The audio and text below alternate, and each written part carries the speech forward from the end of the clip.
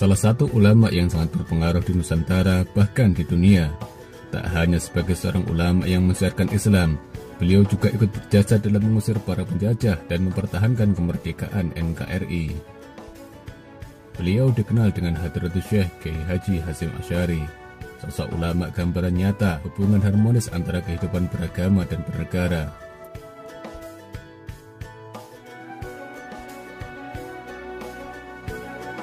Ulama yang masyhur dan berwibawa ini dengan kecintaan serta kepeduliannya terhadap agama dan bangsa, kemudian mendirikan Nahdlatul Ulama yang merupakan salah satu organisasi Islam terbesar di Indonesia bahkan di dunia. Melalui Nahdlatul Ulama, beliau menjadi pelopor jihad pertama yang membangkitkan semangat para ulama, santri dan masyarakat untuk melawan para penjajah melalui sebuah resolusi dan tercatat dalam sejarah sebagai resolusi jihad.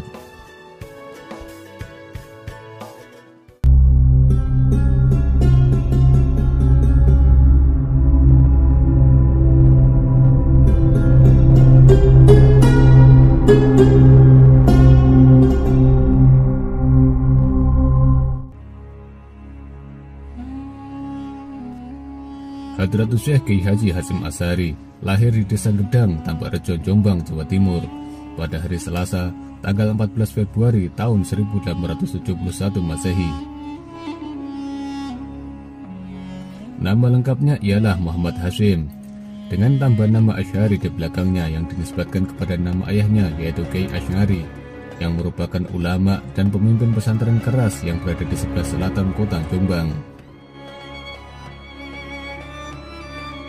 Kiai Hasyim Asy'ari adalah putra ketiga dari 11 bersaudara anak pasangan Kiai Asy'ari dan Nyai Halimah putri Kiai Utsman.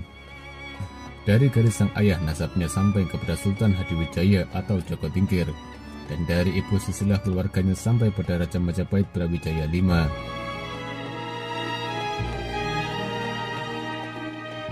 Lahir dalam lingkungan pesantren, Hasyim Asy'ari kecil mendapat pendidikan pertamanya dari kedua orang tuanya serta kakeknya yaitu Kiai Utsman. Sejak masih kecil, bakat kepemimpinan dan kecerdasannya memang sudah terlihat. Di antara teman-teman sepermainannya, ia kerap tampil sebagai pemimpin.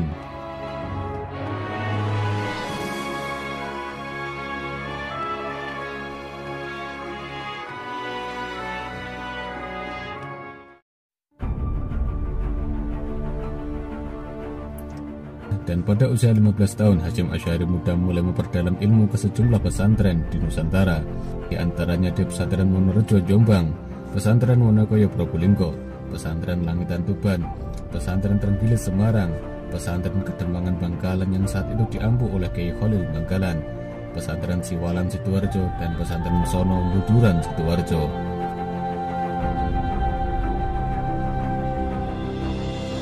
Tahun 1892, Kiai Hasyim Asy'ari muda menikah dengan Nyai Nafisah, putri Kiai Ya'qub, pengasuh pesantren Siwalan Sidoarjo.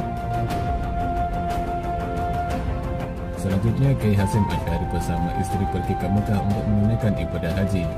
Dan selama di Mekah, Kiai Hasyim Asy'ari menimba ilmu ke sejumlah ulama besar yang diantaranya yaitu Syekh Nawawi Al-Bantani, Syekh Mahfudz Ad-Durmusi, Syekh Khatib Minangkabawi, Syekh Ahmad Amin Al-Attar, Syekh Ibrahim Arab, Sayyid Abbas Al-Maliki, Sayyid Abdullah Az-Zawawi, Sayyid Alwi As-Segaf, Sayyid Abu Bakar Syato Ad-Dimyati, Sayyid Husain Al-Habsi, dan masih banyak lainnya.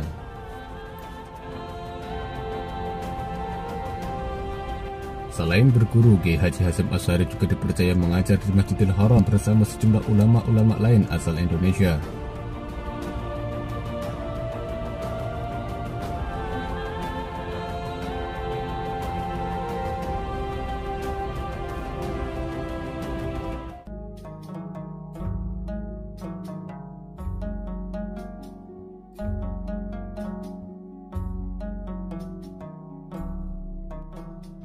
Setelah kurang lebih selama 7 tahun di Mekah, Hasyim Asy'ari kembali ke tanah air dan mendirikan sebuah pesantren di Tepu Ireng.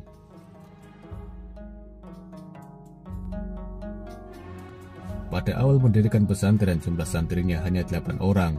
3 bulan kemudian berkembang menjadi 28 orang dan berkembang menjadi pesantren Tepu Ireng yang ramai seperti hari ini.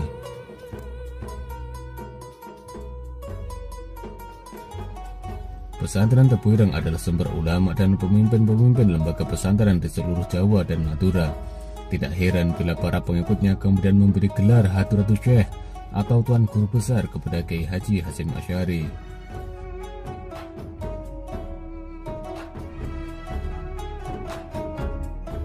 Sebagian besar waktu Kiai Hasyim Asy'ari digunakan untuk mengajar di Masjid Tebu Ireng.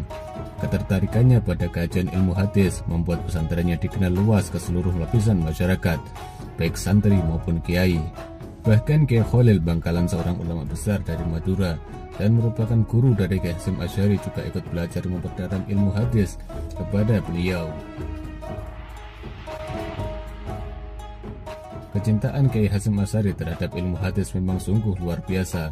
Beliau pun juga aktif sebulan sekali ke Pekalongan untuk mengikuti kajian hadis Bukhari kepada Al-Habib Hashim bin Umar bin Yahya, seorang ulama besar di Pekalongan.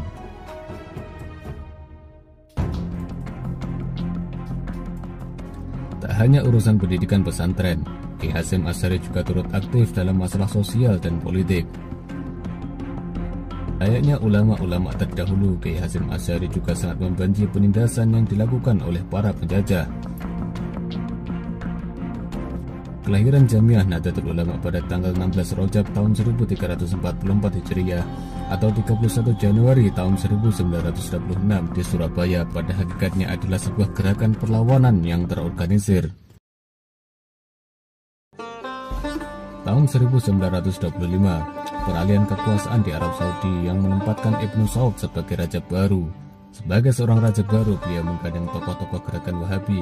Beliau mengeluarkan kebijakan-kebijakan baru yang akan menghapus pengajaran dan praktik madhab di Mekah. Selain itu, beliau juga berencana untuk melakukan pemusnahan situs-situs bersejarah seperti makam Rasulullah SAW dan situs-situs penting lainnya dalam Islam. Merespon kebijakan tersebut, ulama-ulama Indonesia membentuk sebuah komite yang dikenal sebagai Komite Hijaz. Ulama-ulama yang tergabung dalam komite tersebut berangkat ke Arab Saudi untuk menemui Ibnu Saud, meminta untuk menggagalkan rencananya membumi hanguskan situs-situs bersejarah Islam. Dan Komite Hijaz itulah yang menjadi spirit dan embrio berdirinya Nahdlatul Ulama. Dan Hadratus Syekh Kiai Hasyim Asy'ari menjadi Rais Akbar Nahdlatul Ulama.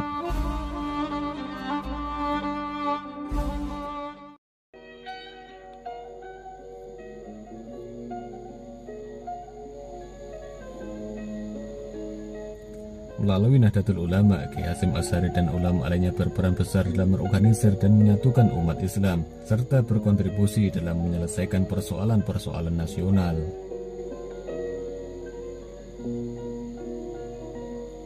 Begitu besar jasa dan perjuangan Kiai Hasyim Asy'ari dalam mensiarkan Islam dan membela negara, hingga akhirnya pada tanggal 17 Ramadan tahun 1366 Hijriah, dalam usia 76 tahunnya, beliau menghembuskan nafas terakhirnya. Dan atas jasa-jasanya, Presiden Soekarno akhirnya menetapkan Kiai Haji Hasyim Asy'ari sebagai pahlawan nasional.